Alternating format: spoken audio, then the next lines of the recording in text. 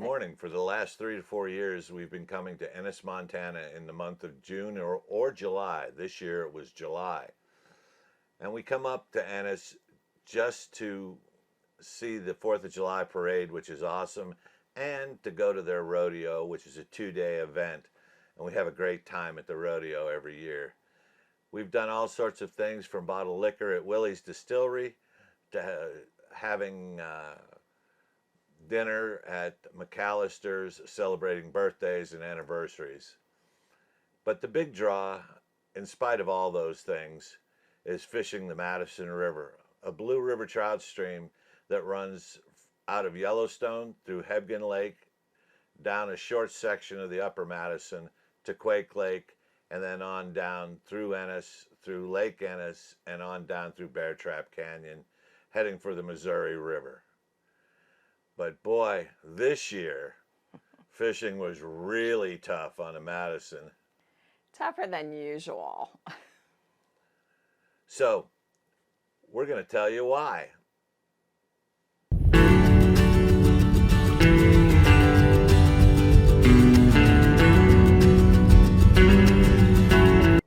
The information that we're about to tell you comes from two sources. The first one is the Bozeman Daily Chronicle from an article back in 2018.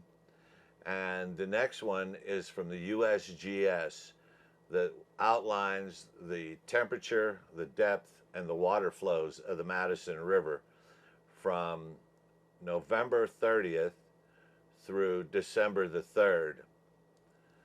The first thing is fish counts in the Madison. It was estimated that the Madison River had about 3,000 fish per mile, in different spots granted, but around 3,000 fish per mile.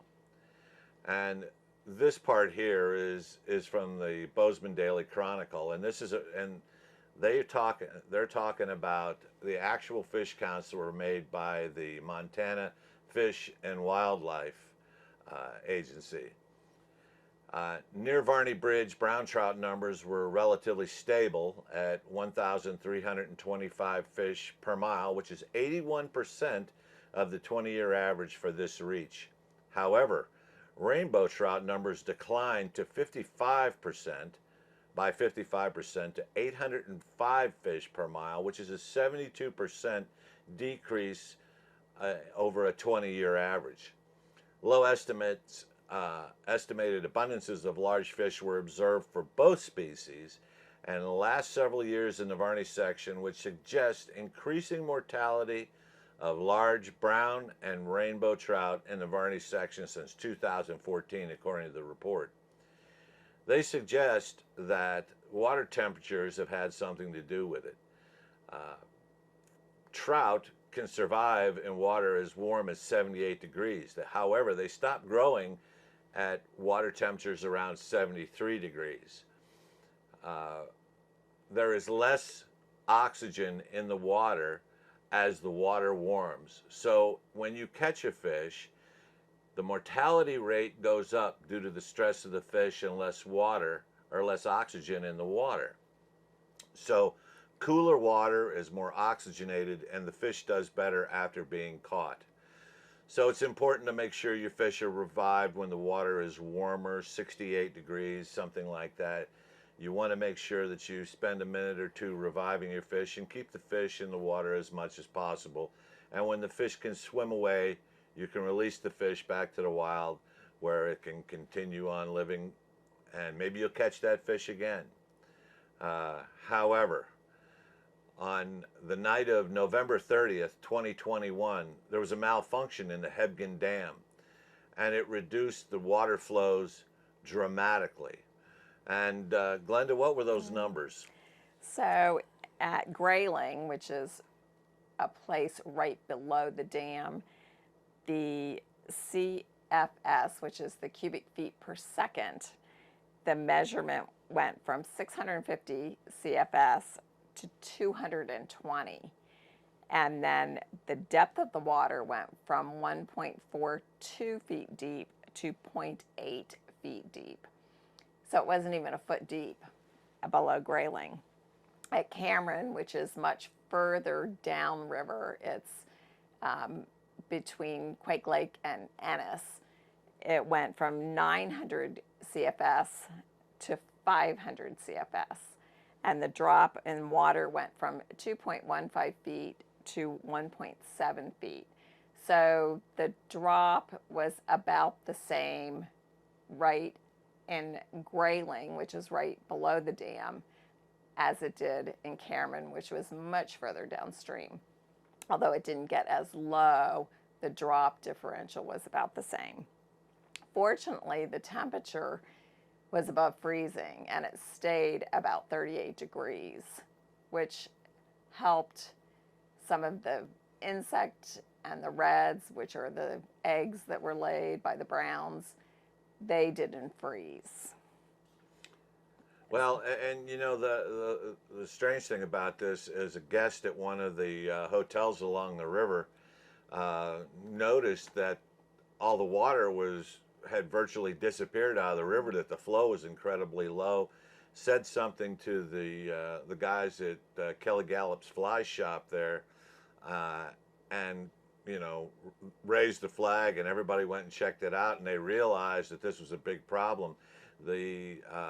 The people that operate the dam didn't even realize this was a problem. They thought it was a glitch in their numbers, and it was 8 to 12 hours before anybody reacted. However, the local populace, the people from other fly shops and all around there, snapped into action and were going and pulling fish out of shallow pools and putting them into places where there was water to try and keep them alive.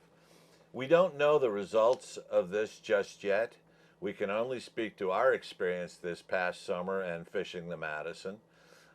We don't know how it affected the trout food, the nymphs and other creatures that live in and around the water that provide food for the fish. However, like I said, the only thing we can do is we can speak to our experience. Right. This video is, in large part, doing just that. Fishing on the Madison was incredibly tough this summer. We don't know that it was the fact that the water almost disappeared out of the river, or if it comes down to overfishing and fish counts. But fishing on the Madison has become tougher and tougher as the years go on. And it's not the fishery it once was, albeit it can on any given day, a skilled fisherman can do pretty well. I know that below the Ennis Dam, the fishing was excellent. And I know at Ennis Lake, the fishing was excellent. We have videos that show that. The dry fly fishing was excellent. However, fishing in the river above Ennis Lake has gotten pretty tough.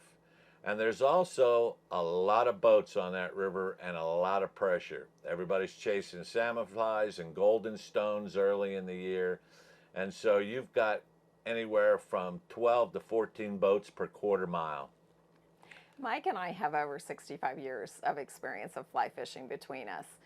So we know how to fish, and we tried every trick that we know. We tied on every fly that we had.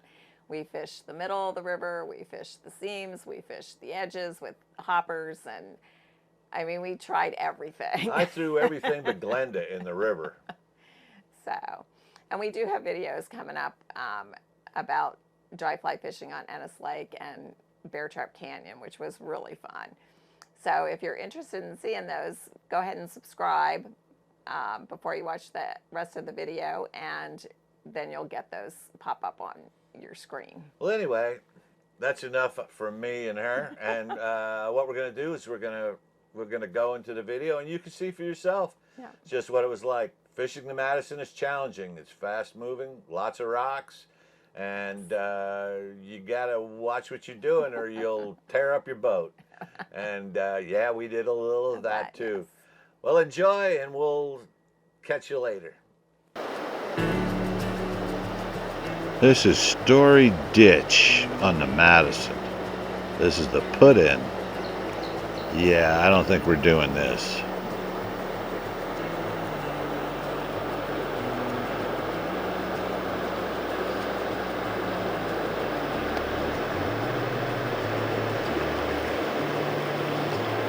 that's a bit much to back row to get out to the water.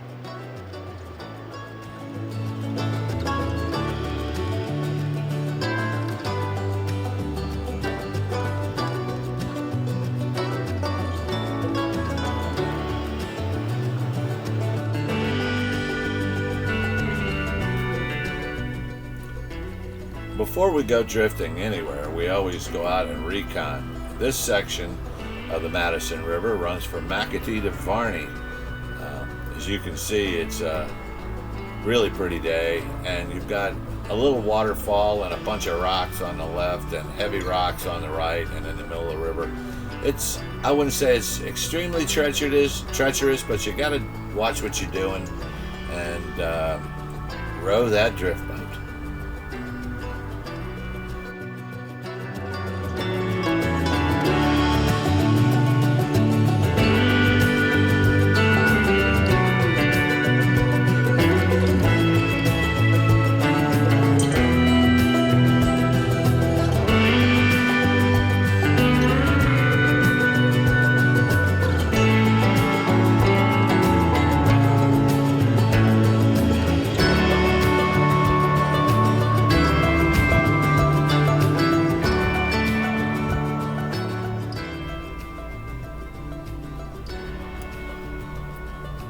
There's a process, believe me, there's a process when you first get to the landing or the put-in to get the boat ready to go. We work together really well as a team. Glenda has her things that she does. She's up in the boat pulling the oars, and I'm doing everything from hooking the anchors up to putting the rods in. It's again, it's a process, but you get done with it and then you're ready to go. We usually fish 2 dry fly rods and 2 nymph rods. We keep the rods on top of the Land Rover in a river quiver.